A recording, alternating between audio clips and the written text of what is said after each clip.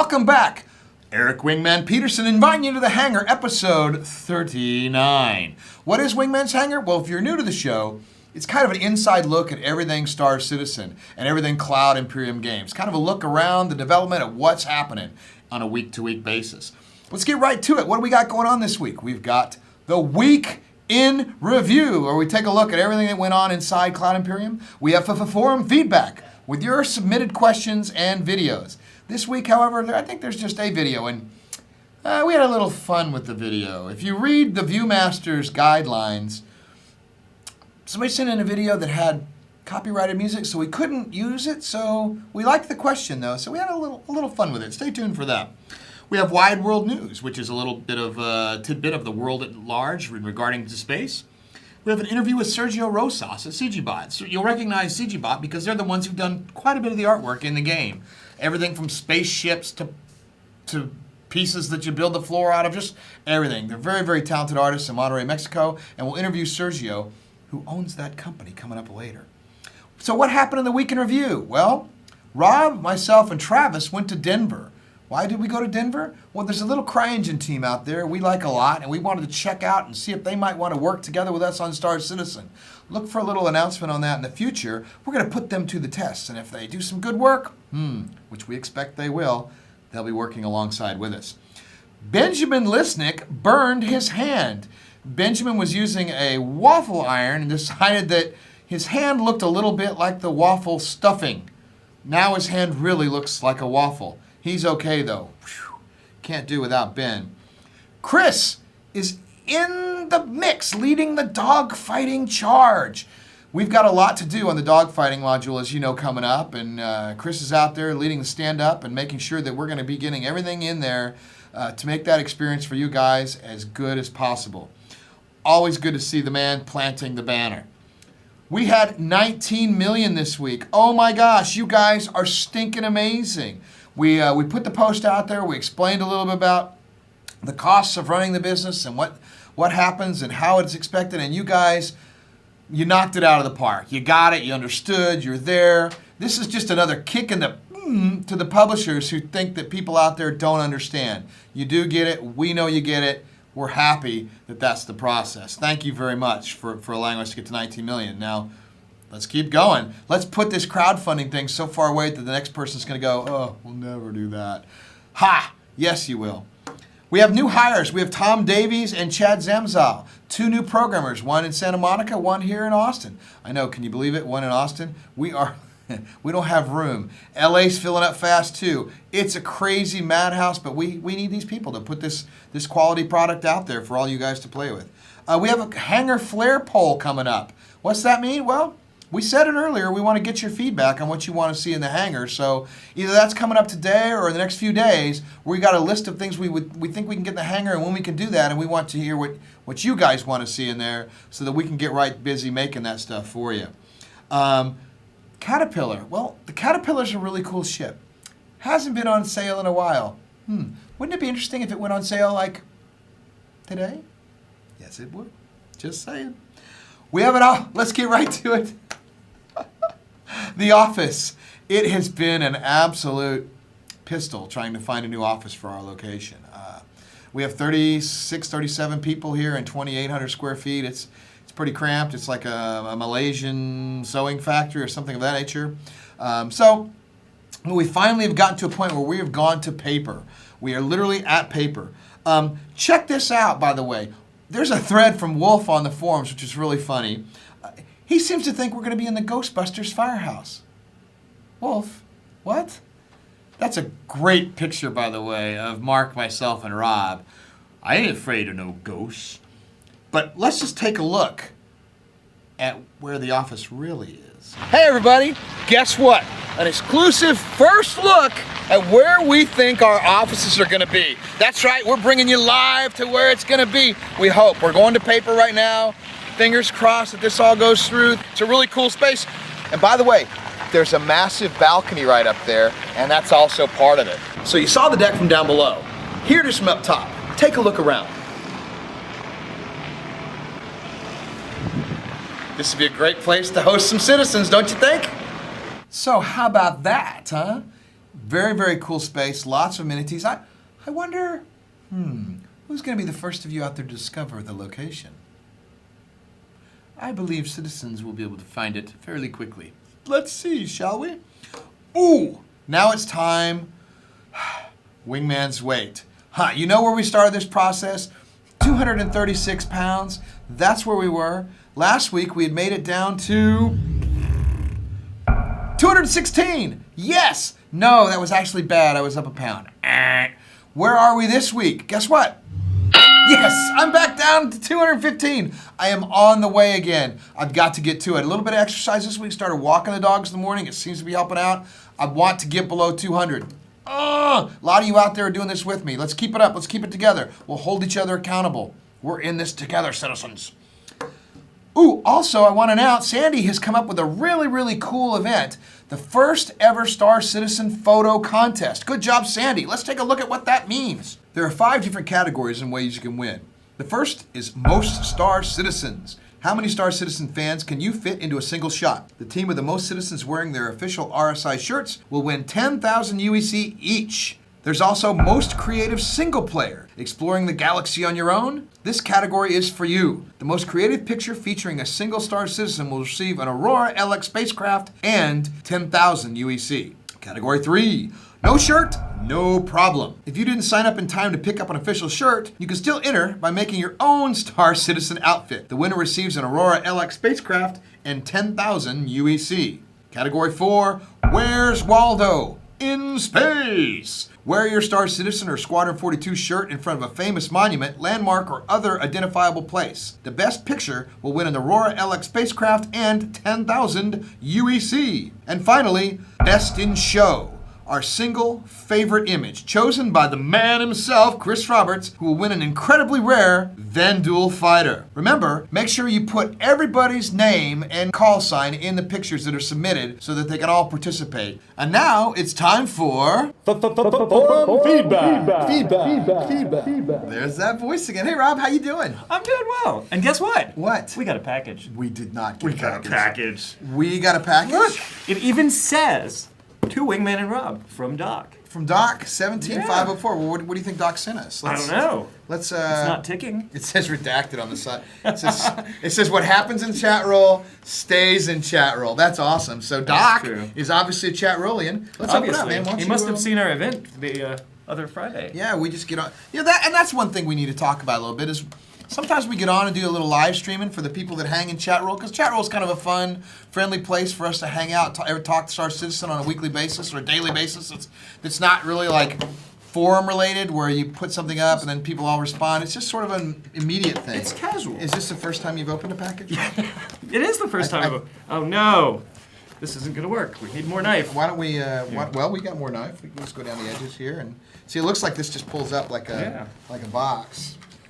Because, this is... You got to be smarter than the box, and I am not smarter than the box. I'm glad you can design games, because, I don't think you have a career at UPS. I do not have a UPS or FedEx career ahead of me. And here we go. I think we're ready. So should we get a little drum roll? Done.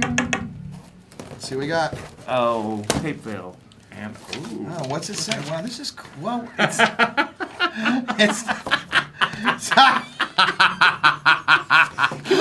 Yeah, absolutely. It says... It says, could you get this? And you got to see this. It's a pack of underwear, and it says only open in case of shart. I guess it's Shart Week. Doc says only use in case of emergency. This is amazing. Only open in case of ass chair emergency. And some Glade. And some Glade. In the office. Apparently, what were we being odiferous or something? What's going on? And we got some more Glade. And a mini Glade. Well, Doc, that is awesome. It's no monkey in a suit, but it's stinking funny. Thank goodness for that. It's stinking funny. This week on Short Week. Well, that is what we were talking about. That is crazy. Oh, here's the letter. It says from the desk, it says, Dear Wingman, Rob, and CIG, it isn't booze, food, cigars, or anything like that, but I hope these small gifts make life infinitely better for you all. Here's to a better smelling, shart-free, ass-chairless CIG. Thanks, Doc. We agree with all the above, don't you? That is fantastic. That is awesome. And we did that live, so You get us being hysterical. That on was camera. hilarious. I had no expectation. I had no idea. I thought it was like booze or something. It felt like booze, and then it's actually funnier. It's hilarious. Well, should we get right to the questions? Let's get to some questions. All right. From Braille, he says, is it possible as a lawful citizen to travel in the UEE-controlled sector with a skull and crossbones skin on my cutlass? Or does the UEE try to stop me because of that? Well, you know what today, we're actually shooting this the day before, so you know what today is in America. I could not guess. It is talk like a pirate day, arr. Aye. Arr, Rob, so can you be sporting the skull and crossbones as you go to UEE space? I can't do that. Oh, come on! SpongeBob, where's me favorite dollar? So, Can you? I mean, the skin is not going to cause you to be stopped. no, they're not going to just look at you and go, oh, he must be a pirate because he's wearing a skull and crossbones. People out there are probably worried that we're going to do the whole rest of the forum feedback in the pirate voice. I sure hope not. And they're right! No, we're not. We'll do one more question with a pirate. Please, just one more. From William George. There appears to be confusion between hardpoint classes and weapon sizes, both of which are numeric and affect that weapons can mount on what ships. Are ye planning to adjust these systems to make the mount setups easier to understand? I'm actually not sure that pirates would talk like that with that eloquent language that William George had. So perhaps you should answer that question. I'm not sure I can understand what you're saying. All right. He But I said, know. okay, you know what he means? All right. Right. Yeah, I probably know more of that, I guess. Okay, so hardpoint classes, 1, 2, 3, 4, are basically just tell what the weapon can do on that hardpoint. Right. So, for instance, a 1 is just fixed forward, a 2 can move side to side or up and down and sometimes in every direction. 3s are missiles, so they're different, no other weapons can go on those. And then 4s are turrets, and you can slap smaller guns into turrets. So that's all the classes are for. The sizes are what really matter because each hardpoint on a ship has a size, a maximum size and a minimum size for what weapons can fit on it. All right, So man. I hope that clears it up. Yeah, that was pretty good. Shiver me timbers there, Rob. From Xalthor, he says, will parts on ships have durability?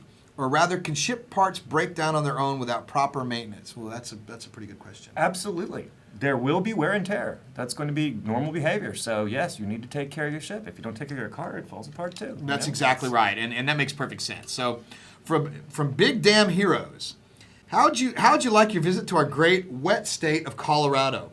Was it successful? Well, It wasn't raining. no, it wasn't. But I think some people have heard about this. You had a bit of an episode in Colorado. A funny thing happened on the way to Austin. So we were on the plane, pulling back from the gate, and I suddenly went into tachycardia. So Now, that's like your heart speeds up my really heart fast. was racing very, very, very fast. So they pulled me off the plane. We pulled back up to the gate. I got off, took me to the hospital just to check me out. It was just a precaution. Everything's fine. They said I look fabulous. They did not say he looks fabulous. Okay, they didn't really say that. I got to pick my doctor. She was really cute. Oh, maybe she looked fabulous. Maybe. It turns out that the pilot of the plane is one of our citizens. Get out of here! What? Dead serious. Got an email asking if I was okay. So he from the recognized pilot. you being He taken knew off who the- I was. That's pretty amazing. So is citizens are amazing. everywhere, but you're okay. That's the important thing. I am okay, and I want to say a personal thank you to everyone at United and at the airport for all of their help. I felt taken care of. I was scared, but I really felt like I was in good hands. And here's what the pilot said. He goes, I was the pilot. We got boarded up, ready to go, and we had to call the paramedics for him. I knew it was Rob Irving from Star Citizen, and I just want to make sure he's okay and if I can send anything. It's amazing. The reach of this it's game. so humbling. It is humbling. And I'm glad you're okay personally. Me too. Because forum feedback, outside of Chris, you are absolutely necessary to forum feedback. Well, plus, who would open the underwear with you? I don't know how to answer that. Arr! Keep those away from me timbers. From Diablo Hito, what are some of the perks of being a salvage mechanic, and what are some of the limitations of not being one? Well, I mean, don't think of it as a class, a character class. We don't do that. So if you want to do some salvaging, you can. You don't. It's not a job on or off thing. It's when you feel like doing some salvaging, or you happen to have an opportunity, maybe even salvaging something that's not quite ready for salvaging yet. That's interesting. It happens. But yeah, you'll be able to find interesting things. You might be able to pick up weapons for cheaper because, hey, they're free. Or you may even find some unusual items. We still have a lot of work to do on the full design of that, but I'm sure Right. there will be lots of interesting things to find. It's just how much you want to explore. And it seemed like it was pretty well received. I think people really liked Oh, yeah. that idea, and I can't wait. That's kind of what I'll actually be looking forward to be playing myself Me personally. too. And I think that the solo players are, should never think they're less important than the No group doubt players. about it. From Night Wolf, will there be public transportation in Star Citizen, AI-controlled or even passenger-designed ships to transport large number of players across the galaxy? Absolutely. So space bus. Space bus. So definitely. Space limo. So why would you ever need to have that? Well, let's say you left one of your ships in your hangar way over on Terra, and then you got on a buddy ship and flew to Earth, for yes, instance. yes. And you're like, I need to get back to my ship. And your buddy's not on to take you back, so catch a taxi. That's kind of cool. All right, well, there you go. That's a question. From Kelvin, has anything been said as to whether our characters will actually be able to walk? It is so uncool running all of the time. You should be running all the time. Yeah, true enough. But are we going to let him walk? Yeah, we're working on that. I actually think there's a ticket open for that already, and we're trying to slow him down a little bit. He's a little too jazzed up. He is. Now, Like ticket somebody means, we know. we use JIRA, which is a process which allows people, we ticket things. Anybody can assign anybody a ticket or a task, and you can watch it, or people can assign watchers. It's a pretty efficient way of tracking all the elements we need to do to make this game. Yep. This is from Tessian. He sent in a video, but it was so fast we had to just freeze the one frame. If I discover a new jump point, will I be able to send the coordinates to all of my ships as soon as I'm back at the hangar, no matter where they are? Not no matter where they are. If Right. they're not in the hangar with you, remember, communication is not instantaneous. So you'll have to allow for communication. But if delays. he's flying his ship, once he has the information, Yeah. so he can take it, it'll be like in his little log or Bible. in his little PDA. I'm not sure why you'd want to send it to all the ships anyway, because you personally would know it, and you're the pilot. Well, right? yeah, but it's a navigation computer thing to get you to True, a jump true, point. absolutely. So But you can enter that in your nav. You just assume that's in, right? it'll be in your movie glass. There you go, in your mobile. Exactly. Ooh, now this guy has sent in lots of questions and very excited. He's got a really, really cool setup with, man, I just can't describe it. Tons of monitors, tons of hookups, different things. It's Jazz Zero, and he's been on me a little bit about getting a question here. So Jazz, this one's for you, pal. If I fail to pay my hangar fees, can I be locked out of my ships or evicted into space? Yeah. Oh yeah. If you're broke, maybe they'll put a boot on your ship. That would be kind of A interesting. ship boot. But what happens is, if you are completely out of money for some reason, Mm-hmm. which I don't think will ever happen, our players, they're fabulous people. I agree. So what will happen is you can either go get a loan and pay it back by flying missions, or you could even go pick up missions on other people's ships to make a little scratch. There you so go. You can get out. There you go. But you're not going to be evicted into space. No, we're not going to leave you floating in space. That would be rude. Right. Okay, cool. From Shade, will there be decoys like the Crybaby employed by the Serenity? For those times you are salvaging things that might not necessarily have needed salvaging. See? There you go. Exactly. Not quite ready for salvage, but hey, we'll do it anyway. And the Crybaby from one of our favorite shows, Firefly. Absolutely. That is a very cool thing. Absolutely. We will have decoys of some sort. There will be all kinds of countermeasures. There you go. From Buster, while I'm well aware the hangar is still in Zygote alpha phase, will we get more options for weapons and ship gear in the Voyager Direct store soon? Yes. Yes, you will. Yeah. We're working on it right now. Right, and we're going to be polling, again, the flare items at least, to find out what people want to see, and we're working on that. We're culling the list to where what we don't want to do is give you a list that's like something that's 6 months away, because then everybody's like, where the heck is that? And we're like, we're just a little bit away, so we want to see what we have on the schedule or what we think we can get done, and then we want to give it to you and let you tell us what you want to see, and we'll go from there. Right. From, a subscriber, Rave Chive. Can anyone tell me if there are going to be female pilots? If you're a female yourself. The missus downloaded Hangar and was hoping for a female player. Well, I guess they saw on the website just this week. Right, we just showed our first female player, so yeah, and Absolutely. we got to identify Shive as a subscriber, and that's a very important thing. And so we've decided to feature a few subscriber questions each week and identify you. So from another subscriber, Damo, have you guys ever given any thoughts to game mechanics that may suit casual players who may only have an hour or two most days? Of course. Yeah, I mean, that's a big thing that Chris has talked about, is making, some people have 88, 90 hours a week to play and other people don't, and he wants to make it to where you can still compete with those people. Absolutely, and we've done things like the mechanic for saving in space for people who want to be explorers but don't have much time. So, we're thinking about those people all the time. It's very important. I mean, not everybody can live in the universe, although, we hope you do. The more the better. From Viper, also a subscriber, I noticed in the Cutlass art that the thrust seems to be coming from the outboard thrusters. Now my question is, the tech says 1 T4 thruster. Is it one thruster dividing its thrust through 2 nozzles, or is the tech readout wrong? The tech readout is correct. It has 1 TR4 centerline thruster. If you notice the poster in the Voyager Direct store, it actually has the thrust coming from the middle of it. So I'm not sure what art you might have seen that showed it using the pods on the sides, but the thruster is in the center of the ship. It sort of seems to be their thing, and that company happens to have 2 ships. The Cutlass, Drake makes the Cutlass and the Caterpillar, and they both have little extra pods that look like, hey, those could be engines, and I think they're decoys. Ooh, detected. Maybe not. Okay, from Ladwin. This is an interesting video. By the way, we decided to have a little bit of fun with this because we couldn't use it for copyright reasons on the music. So, Ladwin, question's good. Apologize in advance for what you're about to see.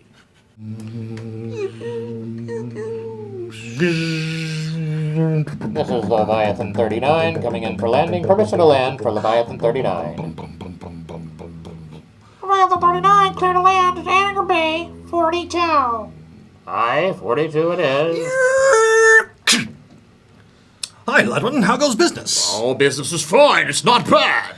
So, I see you need some information. I could use some information about trade missions. Ah, really? So, what you got? Well, how will I earn money with trade missions? Here are a couple of long-winded examples, which we're not going to read.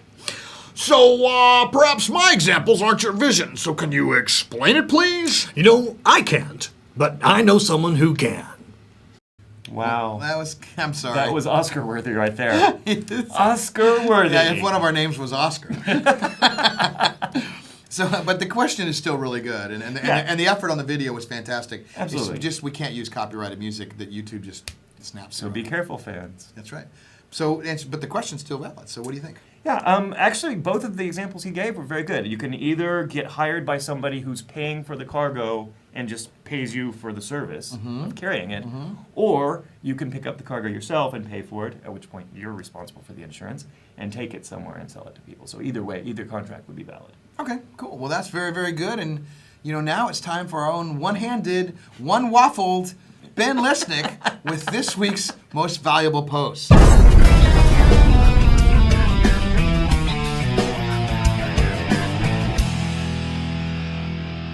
Hey everyone, welcome to MVP, Most Valuable Post. I'm Community Manager Ben Lesnick, and I'm here to award 5,000 UEC and a special badge to the person who had the very best post this week at the RSI forums.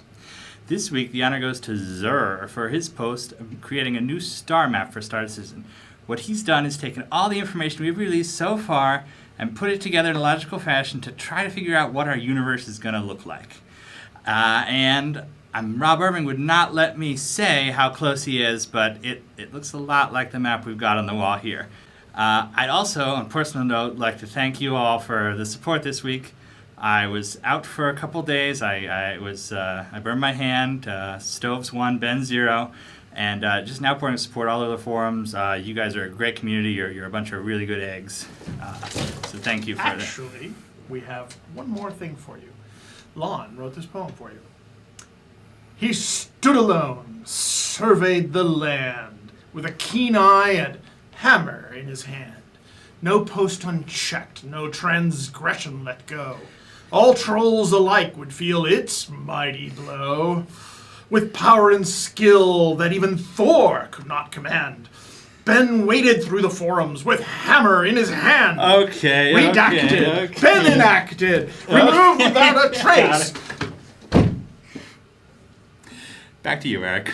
Thanks a lot, Ben, and I'm actually glad you're feeling better. Sorry for a little joke at your expense. And now it's time for Wide World News.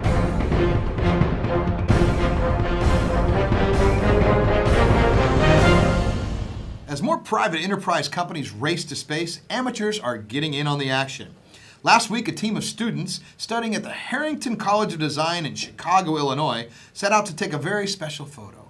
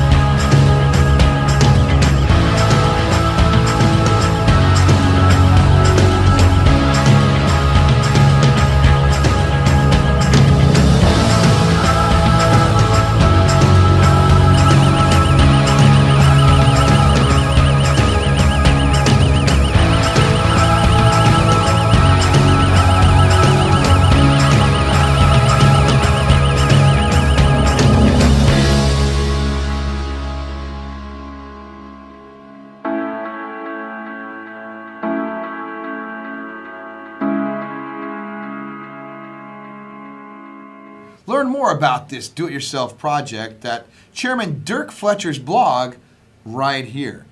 And now it's time for a look back in time at This Week in Space. September 22nd, 2001, and NASA's Deep Space One space probe is about to perform a spectacular feat, the close flyby of the deep space comet 19P Borrelli. But photographing a space rock isn't the only success of Deep Space One. This half-ton spacecraft's primary mission is testing new technologies that will serve future space missions, including an autonav system that tracks the craft's location from passing asteroids, a remote agent robot doctor capable of repairing in-flight failures, and an experimental ion thrust engine capable of traveling 2 billion miles with half the fuel of conventional rocket engines. After almost 3 years thrusting through the solar system, Deep Space One is on its final approach to Borrelli. A snapshot. That's 1 in a billion. And Deep Space One rifles past Borrelli and deeper into space. Deep Space One, expanding the frontiers of science in space.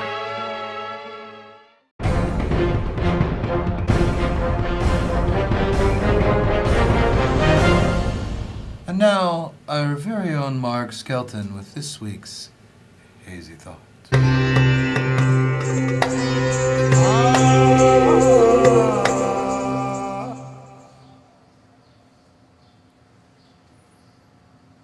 So why do they put braille dots on the keypad of a drive-up ATM?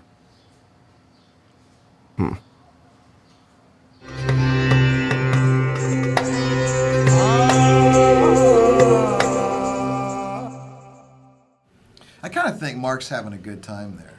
He sure is. So look who's here, guys. Sergio Rosas from CIG Hello, Bot. everybody. How you doing, man? Doing good. Welcome. So, Sergio, you're working on our game. Why don't you tell people a little bit about what CIG Bot is? CIG Bot is an art outsourcing company. We do video game art for all sorts of different video games, and currently we're working on y'all's. Very excited to be doing so. Yeah, and you're doing a lot of stuff. So what kind of art are you doing? I mean, there's all kinds of things from prop making to ships. So what are you guys doing? For you guys, we're doing a lot of ships, a little bit of characters, a little bit of 2D stuff, a little bit of map, universe maps or whatever.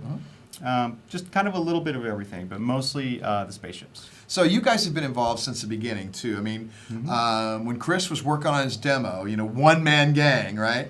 You guys were actually helping him, and so you did the Bengal Carrier. That's right. And you did the Hornet.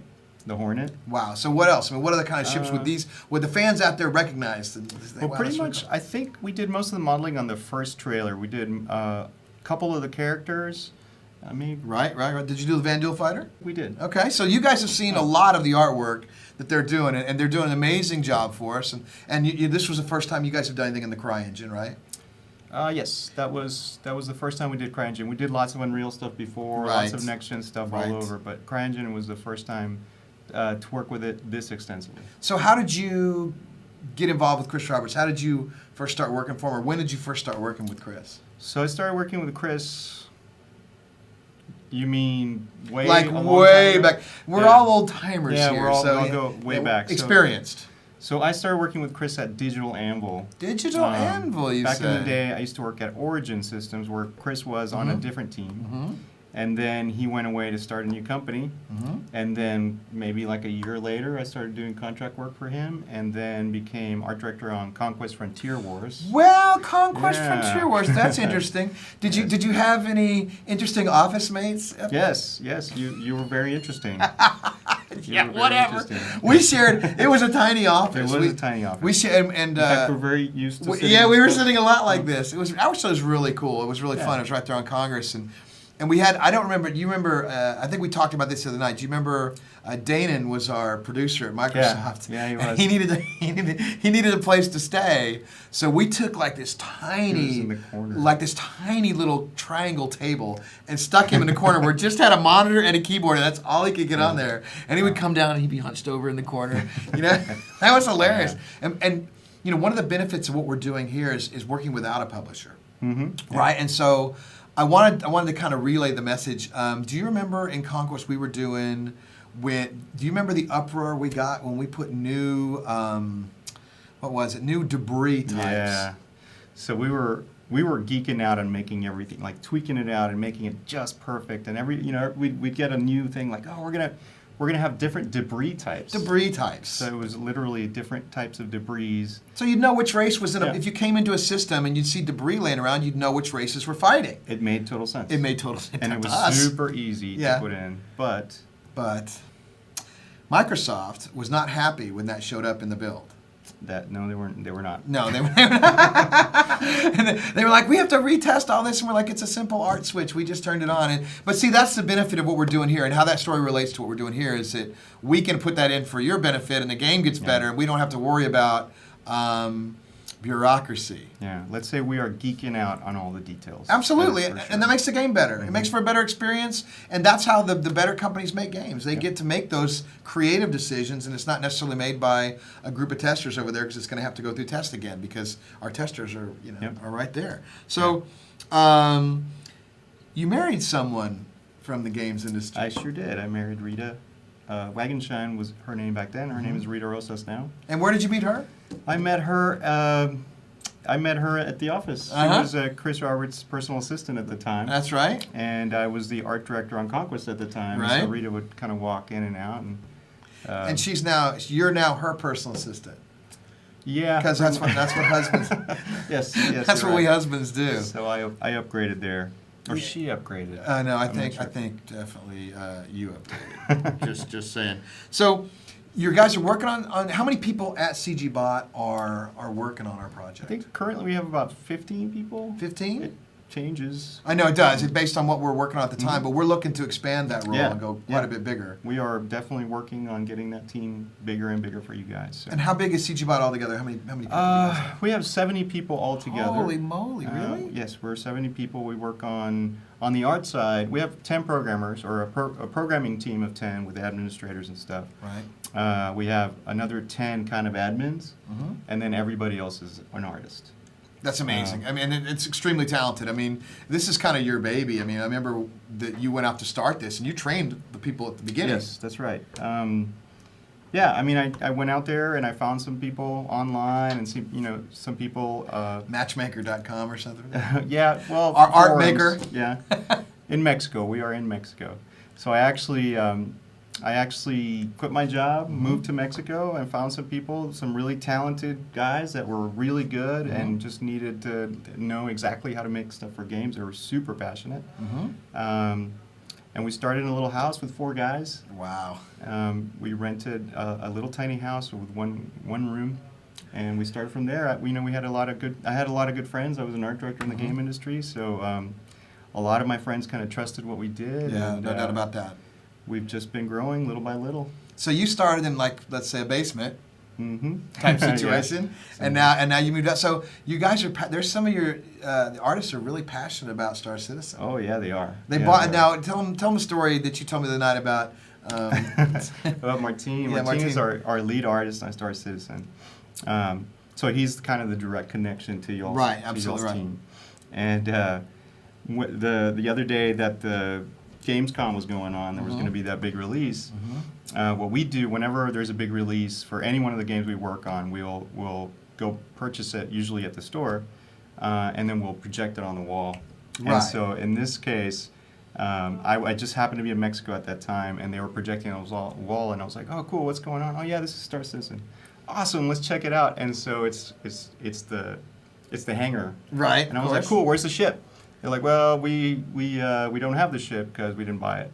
And that's where Martine's like, I got it. I got a ship. Yeah. So I was like, Martine, you're buying the ship. You're working on it. You should just call them and have them put it in for you so you can see it in game. Right. And he's like, no, that's okay. I want to support the team. I really want to play the game. So, yeah, our guys over there are just as excited about playing it as they are about working on it. See, and that's important. And I think that passion is what's generated here in the office, with your office, with all the various offices we have, and with the fans out there. That's kind of what's driving this whole process. Is everybody's, as you said earlier, geeking out in it. So, yeah, listen, I want to thank you for joining us today. Thanks to Rob, Ben, and Harry. I don't know what he was doing with that poem there. And we also want to thank Chris Roberts. He's leading the charge on the dogfighting campaign out in the Santa Monica office. Thanks, Sandy, for that new T-shirt challenge. That's going to be a lot of fun for everything. Cool. Thanks a lot to subscribers and pledgers. Without you guys, there's no show like this. We really, really have to thank you for that. Don't forget the Caterpillar post later today. Back on sale? Don't you say. I know, right? And coming up this week, signing the lease. Please, God, please get us out of here. We may be signing the lease this next week. Let's hope that happens. And here, let's have a look at something fun. Check out Rad's hangar. So Rad is amazing. He's got all these ships. I mean, I think he's got like he had 62 ships. You guys met him earlier on a fan focus. He's in Australia. Well done, Rad. We love that kind of stuff. It's awesome. That's why I put the hangar out there so you guys could see your stuff in the hangar. We want you guys to subscribe to the YouTube channel. When you want to find out anything that happens, we will post a video up, put it out there, subscribe to our channel. You'll be the first to get that message. Submit your questions for forum feedback and many other things in the RSI forums. We just might use them. Sometimes we don't get to them all at once, but we will eventually get to the ones we can answer. If you want to join Wingman's Hangover, I know we missed last week. I had problems with Ustream. It's going to be back up this week. I figured it out. 15 minutes after the show, come check us out. We'll just be in the chat roll, talk to each other, have a good time. Maybe take a Skype call here and then. Who knows? Remember, if we want your stuff featured on Wingman's Hangar, send it in. We just might use it. See you in the verse.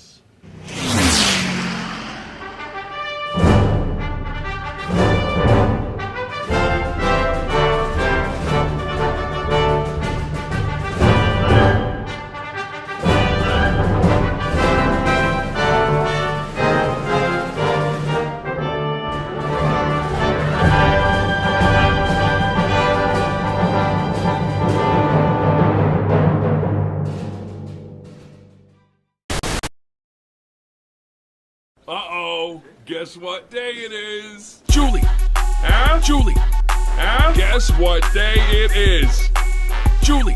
Huh? Julie! Huh? Guess what day it is? Guess what day it is? Guess what day it is? Anybody? Anybody? Guess what day it is? Guess what day it is? Anybody? Anybody? Mike. Huh? What day is it, Mike? Huh? Woo-hoo! Mike. Huh? What day is it, Mike? Huh? Oh, come on, I know you can hear me. Leslie, guess what today is? Leslie, guess what today is? Leslie, guess what today is? Leslie, guess what today is? It's hump day. Hump day! It's hump day. Hump day! Uh-oh. Mike. What day is it, Mike? Uh-oh. Mike. What day is it, Mike? It's hump day. Hump day!